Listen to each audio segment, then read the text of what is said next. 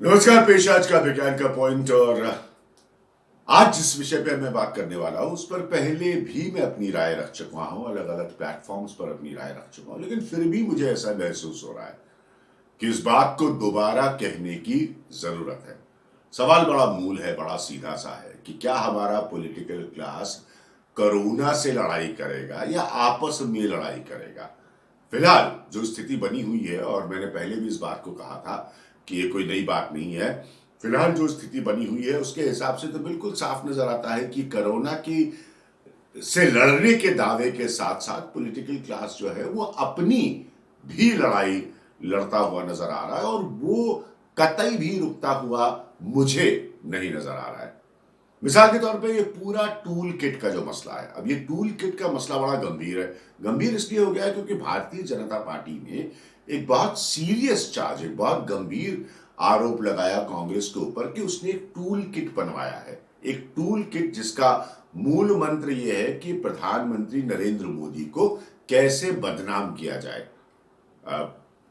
BJP ने press conference की, इसके डिटेल्स वगैरह दिए गए और बीजेपी ने इसको एक बहुत बड़े मुद्दे में तब्दील किया।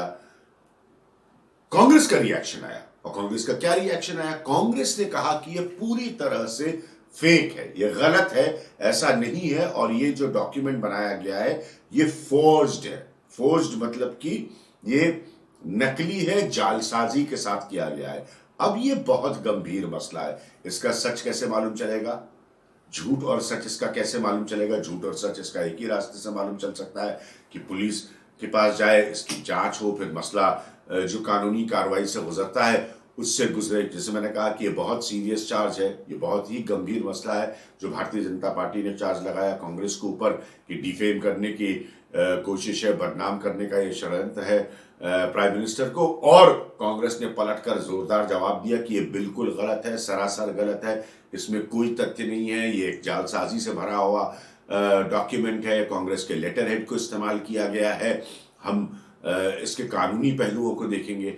अब ये सब किस बात को दर्शाता है? ये सब इस बात को दर्शाता है कि हाँ कोरोना है, हाँ हम चिंतित हैं। हमारे लिए आज भी चिंता का विषय क्या है कि वैक्सीन कहाँ है, वैक्सीन की जो कमी है वो कैसे पूरी होगी, वैक्सीन लगाने की जो रफ्तार है जो पहले से बहुत धीमी हो गई वो कैसे तेज होगी, किस तरह से वैक्सीन मिलेगी, राज्यों को कैसे मिलेगी, क्या लोगों को कभी फ्री वैक्सीन लगेगी, इस तरह के तमाम मसले हैं। क्योंकि हम और आप तो एक अलग स्थिति से जूझ रहे हैं, हमारा आज जिस स्थिति से जूझ रहे हैं वो वाकई जिंदगी से लड़ाई है, और सब लोग इंसानियत के नाते एक दूसरे की मदद कर रहे हैं, एक दूसरे का साथ दे रहे हैं। लेकिन पॉलिटिकल क्लास की लड़ाइयां एकदम अलग है। अगर आप कोलकाता की स्थिति देखें, अगर आप दिल्ली की स्थिति देखें, आप किसी भी तरफ पलट कर देखें, पहले ये सेंटर वर्सेस स्टेट से शुरू हुआ, फिर वापस इस बात पर गया कि राज्यों ने केंद्र से कहा कि हमारे पास वैक्सीन नहीं है, फिर ऑक्सीजन सप्लाई, ऑक्सीजन शॉर्टेज के मसले पर ये सब हुआ।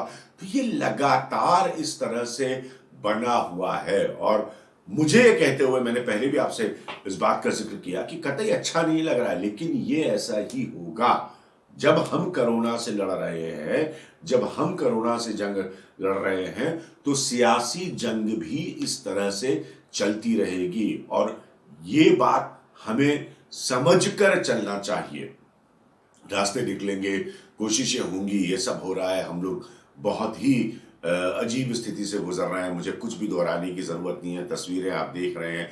लेकिन ये जंग जो सोशल मीडिया से लेकर टीवी पे चीखा चिल्ली की बहस से लेकर हर अलग अलग शक्ल में नजर आती है, मुझे ये आगे बढ़ती हुई नजर आती है बजाय कम होने के। क्योंकि अभी भी प्राथमिकता स्पष्ट नहीं है, मिसप्लेस्ड प्रायोरिटी है। प्राथमिकता क्या कोरोना से लड़ने की है या राजनीतिक जंग लड़ने की है, सियासी जंग लड़ने की है? दूसरा पहलू, हर बार कोई ऐसी घटना होती है जो मुझे प्रबल नजर आने लगता है, और ये बेहद तकलीफ की बात है, इसमें कोई दो राय नहीं है। ये था मेरा पॉइंट।